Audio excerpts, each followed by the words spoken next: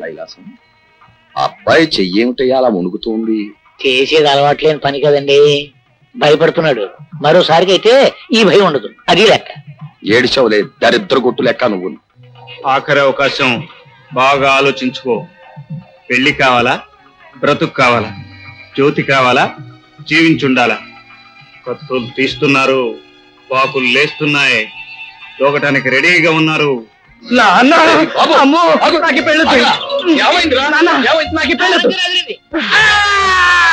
చేయదు.